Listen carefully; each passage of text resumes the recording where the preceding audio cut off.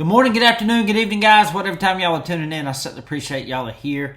Today's video, guys, we are going to be going over the history of the PAL Cutlery Company, PAL Blade Company, and where PAL originally started at and where they ended up at.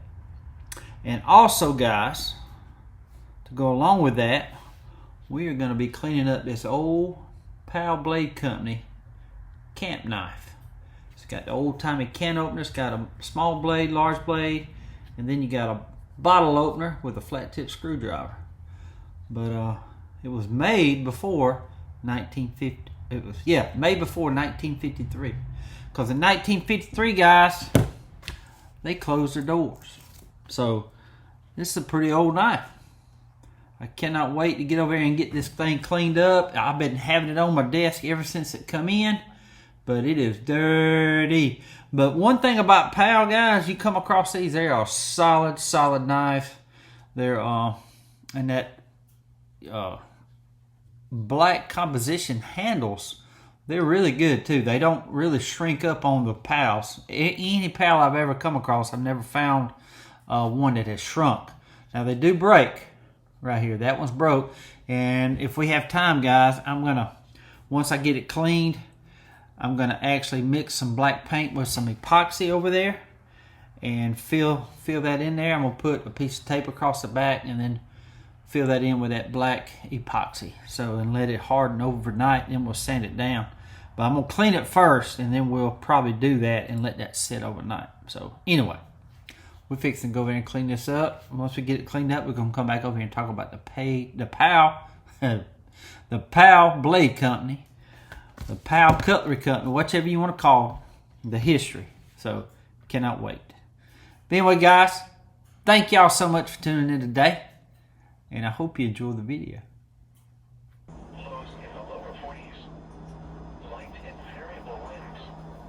And now the extended forecast. Saturday and Saturday night, clear. Highs in the mid-70s. Lows around 50. Sunday through Monday night, mostly clear.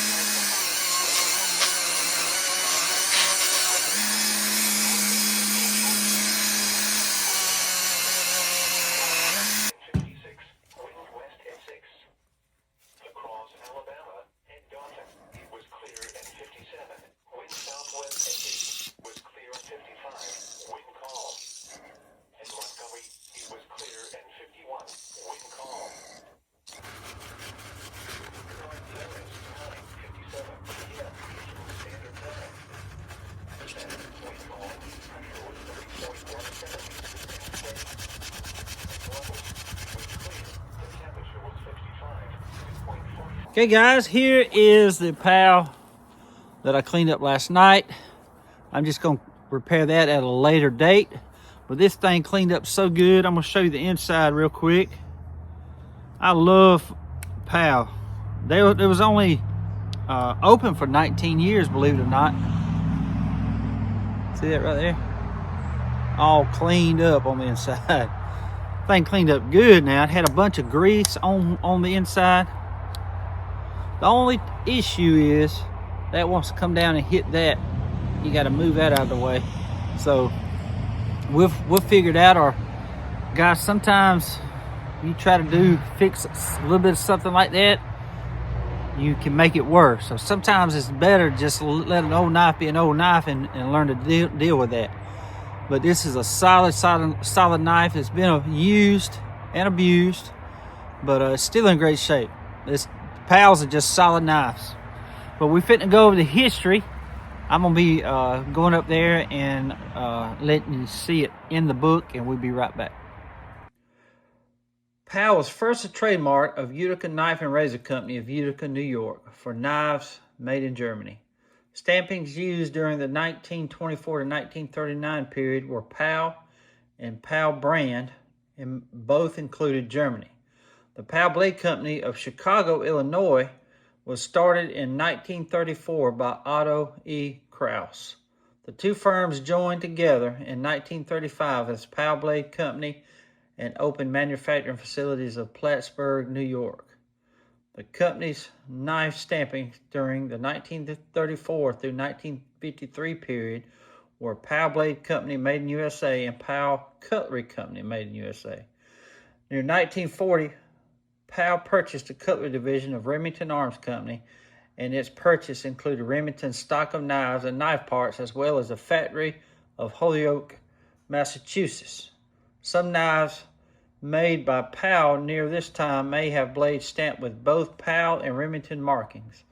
One may find a PAL knife with at least one Remington blade, or a Remington knife with one or more PAL blades.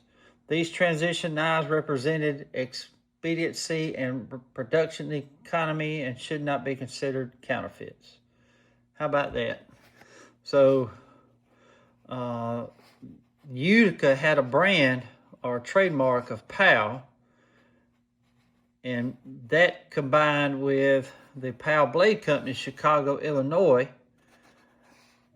that was started in 1934. The two firms joined in 1935 as PAL Blade Company, and then they went out of business in 1953. That's pretty cool, ain't it? I love these old knife companies and history. So they wasn't in business too long, from 34 to 53. That's 19 years. Very cool, man. Guys, ain't that awesome? PAL used to be a brand of Utica Cutlery and Razor Company. That is awesome. It was imported from Germany. But they were only open for 19 years, right? 34 to 53, 44, yep, 19 years. But they really, they bought Remington. They had control of the Remington cutlery. They bought them from the Remington Arms. So a lot of history there in a small amount of time. So, but they really made some solid knives. They really did. Anyway, guys, you know, today is Saturday in the video world, but actually today is Thursday, the 13th. I try to do enough videos to get me through the weekend, so that way I don't have to worry about videoing or editing. I'm going to be videoing this year. I'm going to be videoing at the Ellaville Knife Show, so you'll get to see some of the footage that I'll be doing. There's going to be a lot of YouTube channels there, and I don't even want to start naming them all because I know I'll leave some out, but there's going to be a lot of YouTube channels coming in, and I'm so thankful for all the support. So thankful for all the support from y'all. Just thank y'all. Again, guys, I always say it. I've been saying it ever since I started my channel. It's not what I do, guys. It's what y'all do. I just love to share my passion of knives. Love to share my passion of the history of knives. The history is almost as fascinating as the knife itself. It really is to me. It's just something about a European and USA made knife that I love to come back and look and see how they got started, just who they're related to, what happened to them, why it happened. I just love to dive into the history, guys, and that's what knife collecting to me is so fascinating, or makes it fascinating, the history behind the knives. And then on top of that, you have the stories of the people that own the knife. I love to hear his daddy gave it to him when he was such and such an age, or I remember my granddad and me went to to the local hardware, and my granddad let me pick out a knife, or I found this knife. It's just I love the stories, how people find them in pawn shops, how they find them at flea markets for good deals. I just love that story in relation to that particular knife. I just love it, guys, and that's why I'm so fascinating with y'all's stories, y'all's cool finds. Y'all send me emails, and thank y'all for that so much. I just love it. I do.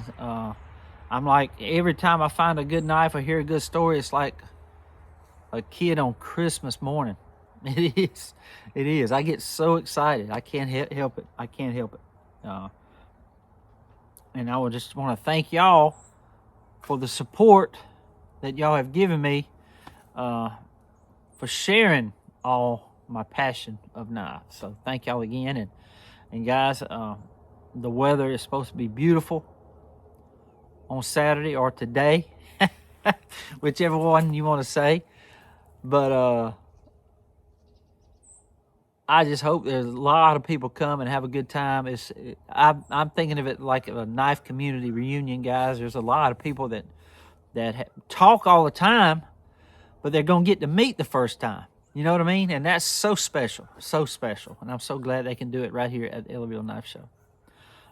It's going to be a great time, guys. Great time. But I've got a lot I got to get done today. I've got to mulch leaves. I got a guy come over here to put out pine straw. We got Mr. Ken Griffey coming over here on Friday night. We got some more folks that are coming over here on Friday night. And we also got, believe it or not, guys, Mr. Joe Ganglehoff, which is the nephew of Ron Ganglehoff, who was the owner of Chicago Cutlery.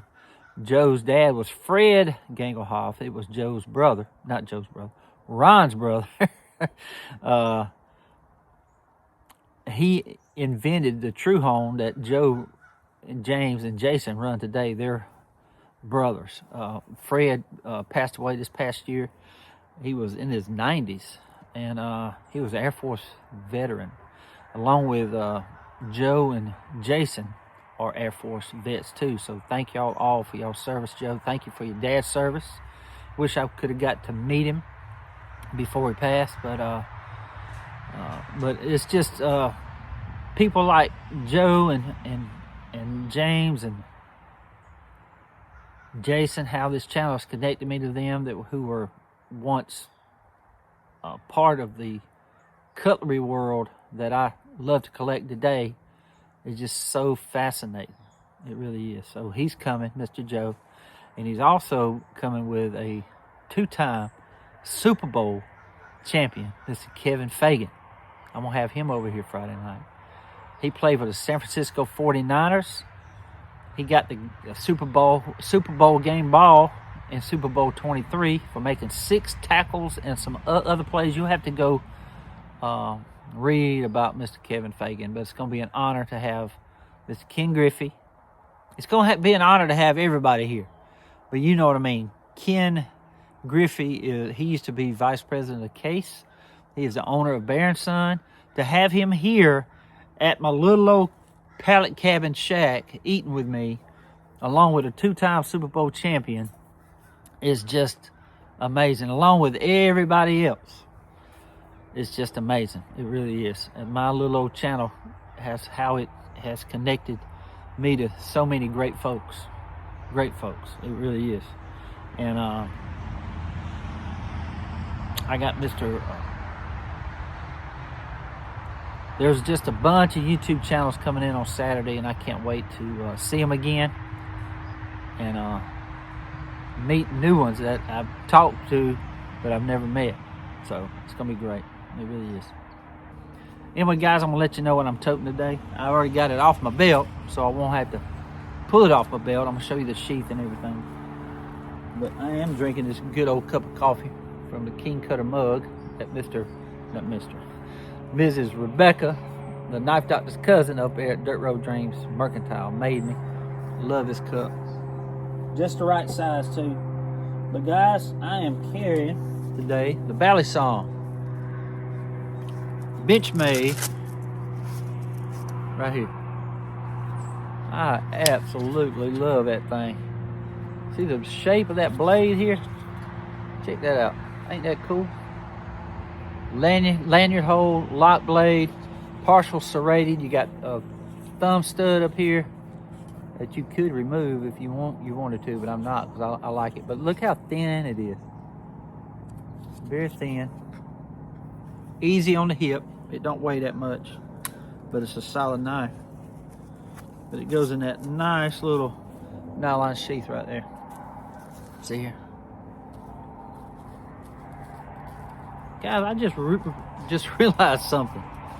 You can actually do it as a side draw, so I'm gonna carry it as a side draw. See here? It's got a pocket back there. Ain't that cool?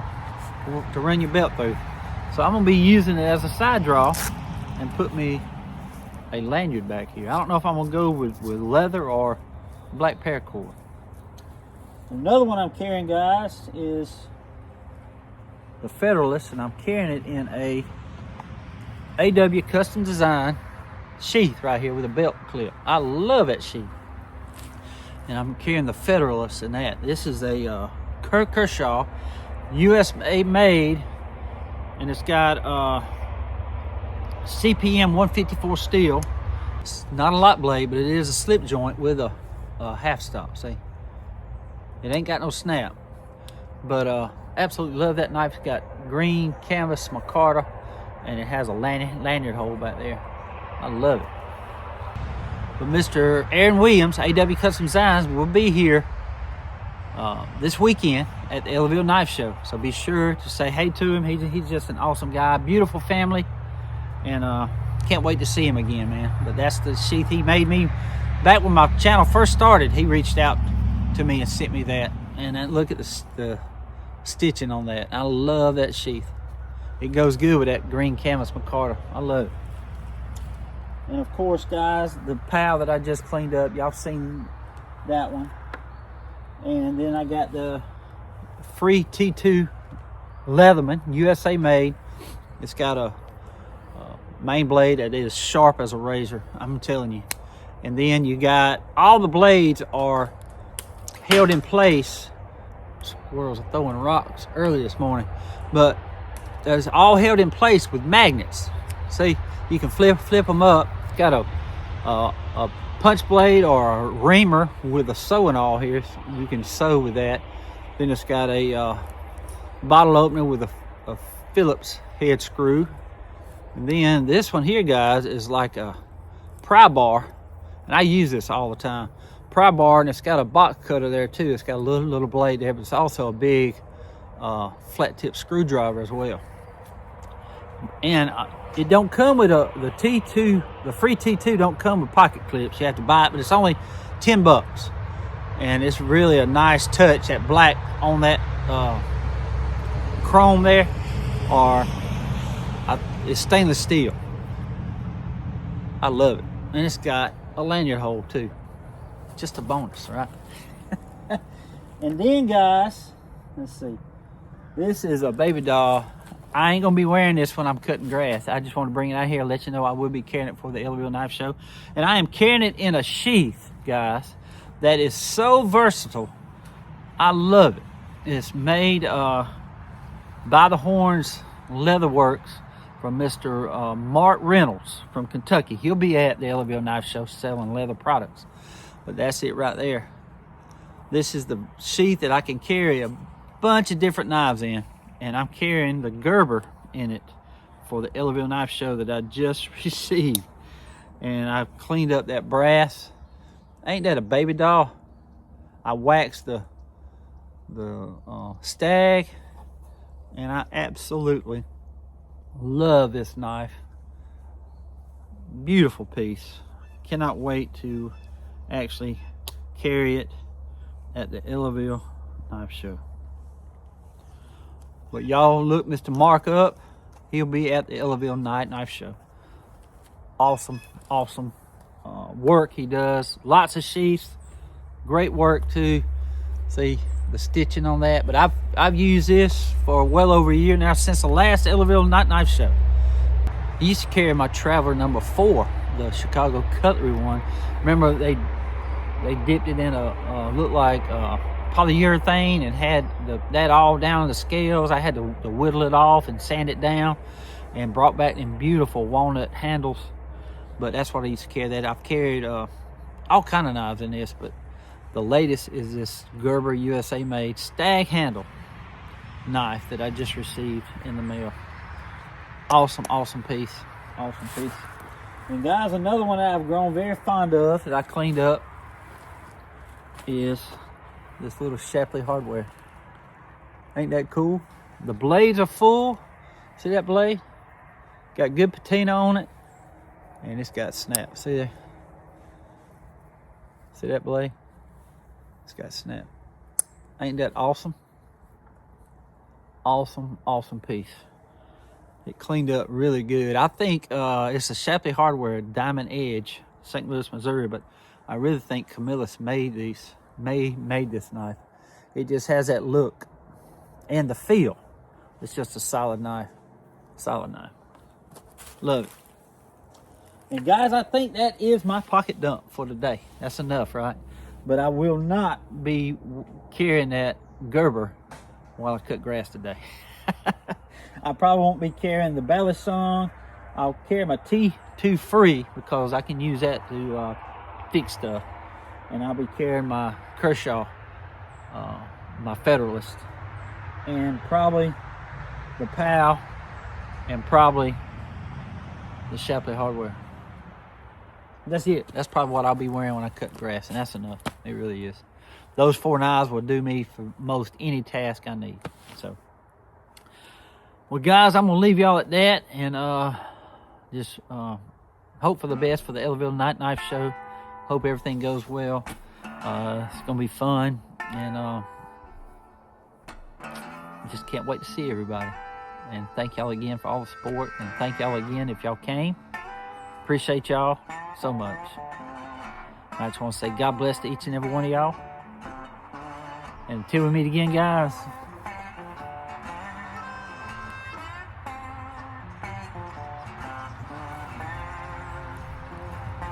y'all be lucky. Good night. Stay sharp. Welcome to Ellaville.